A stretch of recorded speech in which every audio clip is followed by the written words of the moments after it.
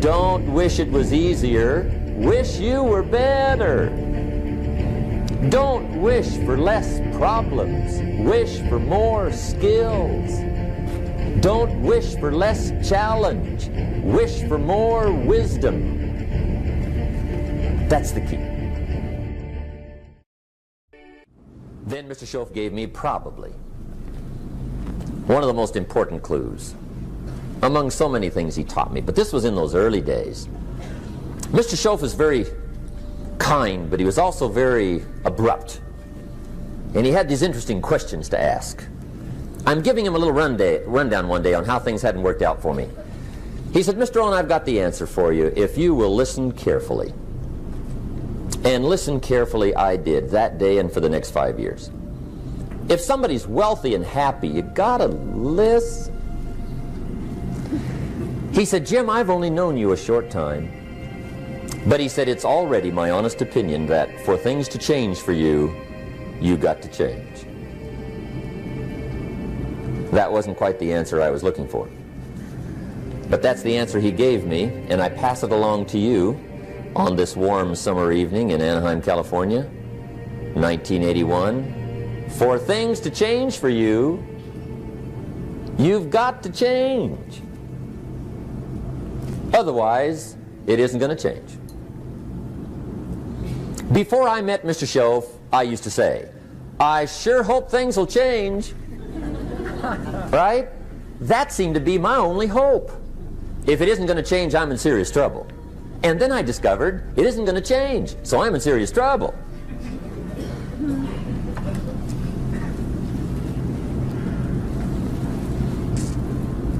See, I can tell you what the 80s are going to be like. You have dropped into the right place. I did a seminar one time for Standard Oil executives and management in Honolulu. And we're having a conference one day on this big conference table. And one of them said to me, Mr. Rohn, you know some fairly important people halfway around the world. What do you think the 80s are going to be like? I said, gentlemen, I do know the right people. I can tell you. So they all listened very carefully. And I said, gentlemen, based on my wide experience, I can really honestly say to you, in my opinion, in the 80s, it's going to be about like it's always been. Aren't you glad you came? That's inside. I don't pass that around just everywhere. Now, of course, I said that to make a point, but I also said it because it's accurate. It's going to be about like it's always been. It isn't going to change. The tide comes in, and then what? It goes out. For 6,500 years that we know of, recorded history, and probably long before that. So it is not going to change. It gets light, and then what? It turns dark. 6,500 years. See, it's not likely to change. And we're not to be startled by that. And if the sun goes down, the guy says, what's happened, what's happened? It means he hasn't been here long, I guess, right? It always goes down about this time. The guy says, well, I don't like that arrangement. Well, you got to talk to somebody besides me, right? It gets light, then it turns dark. In rotation, the next season after fall is what? Winter. Pray tell, how often does winter follow fall? Every year regularly for the last 6,500 that we know of. See, it is not going to change. Now, some winters are long, and some are short, and some are hard, and some are easy, but they always come right after falls. It isn't going to change. Sometimes you can figure it out, sometimes there's no way to figure it out. Sometimes it goes well, sometimes it gets in a knot. Sometimes it sails along, sometimes it gets in reverse. See, that's not going to change. The last 6,000 years reads like this: opportunity mixed with difficulty. That's how it reads. It isn't going to change. The man says, well, if it isn't going to change, how will my life ever change? Answer, when you change. And whether I'm talking to high school kids or business executives, my message is always the same. And it goes like this: the only way it gets better for you is when you get better.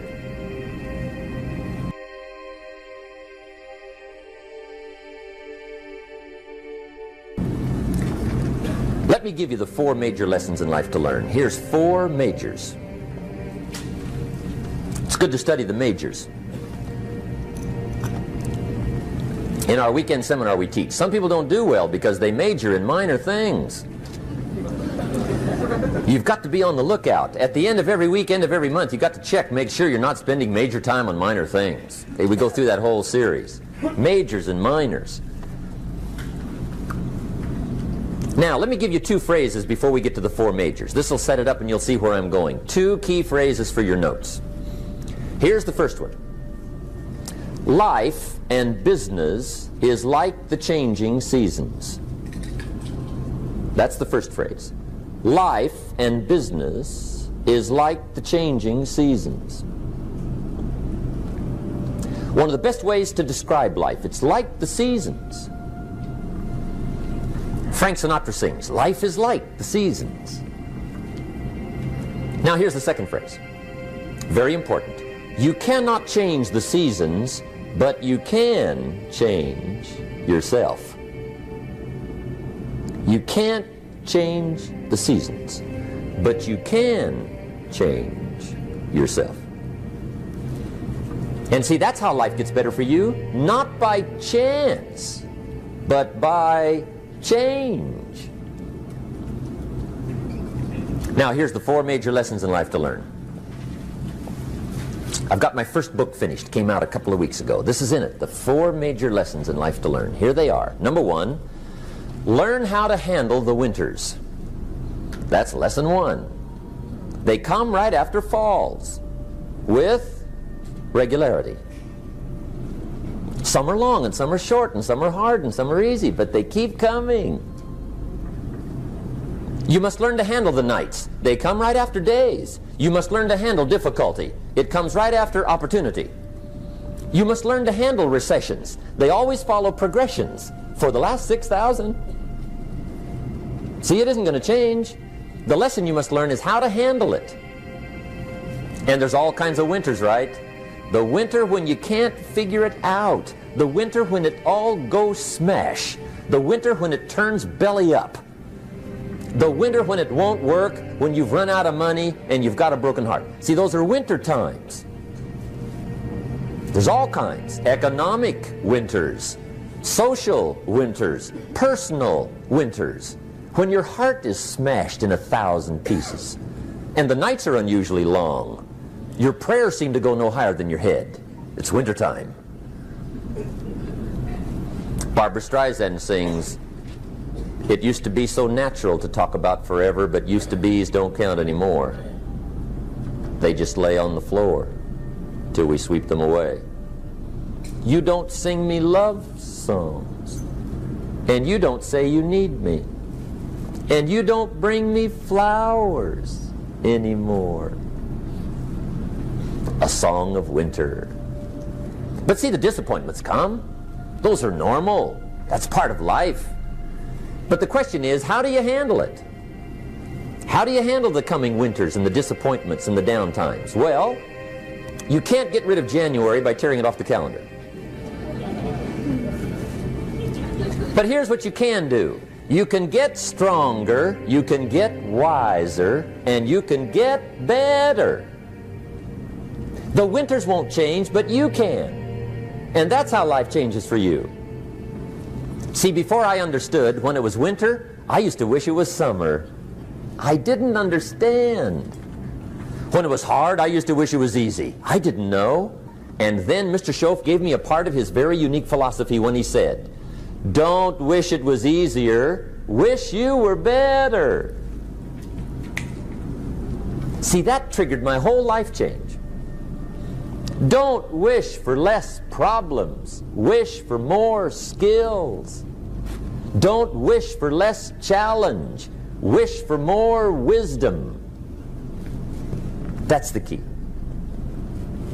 So that's lesson one, learn how to handle the winters.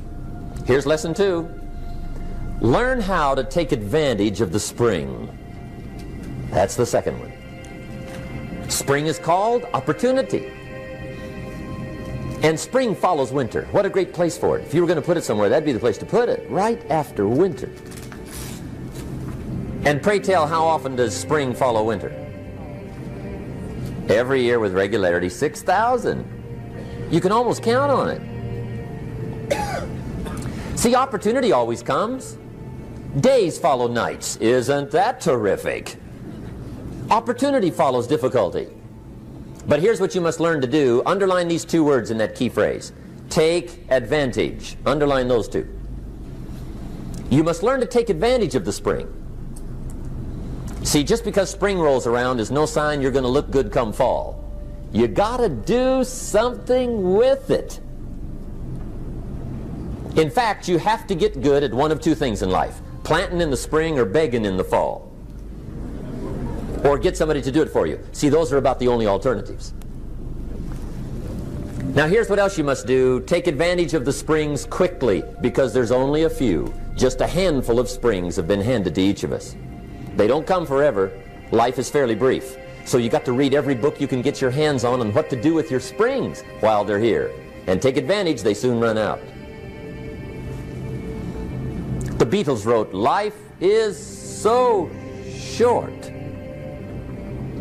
And for John Lennon, it was extra short. But life is brief. Elton John sings, "She lived her life like a candle in the wind." It's brief. So whatever you're going to do with your life, you got to get at it. Don't just let the springs pass. Here's the third major lesson in life to learn. Learn how to protect your crops all summer. You got to take care of what you start. Sure enough, as soon as you've planted your garden in the spring, the busy bugs and the noxious weeds are out to take it. And here's the next bit of truth. They will take it unless you prevent it. And that's the third major skill to learn. You've got to learn to prevent the intruder from taking all the good you start. It's one of the challenges. Here's two key phrases under number 3. First one, all good will be attacked. On this planet. Maybe not the next one we get to, but on this one, all good will be attacked. Every garden will be invaded. Not to think so is naive. And here's the second phrase. All values must be defended. Political values, social values, community values, family values, marriage values, friendship values, business values. Every garden must be tended all summer. Third major lesson. Now here's number 4. Fourth major lesson in life to learn. Learn how to reap in the fall without complaint. Learn to reap come harvest time without complaint. Take full responsibility for what happens to you. It's one of the highest forms of human maturity, accepting full responsibility. It's the day you know you've passed from childhood to adulthood, the day you accept full responsibility. And another note, learn to reap in the fall without apology. Without apology if you do well, and without complaint if you don't. That's maturity. I used to have that long list of reasons why I wasn't doing well. To explain. You got to explain, right? Otherwise you're going to look bad. I used to have this funny list called Reasons for Not Looking Good.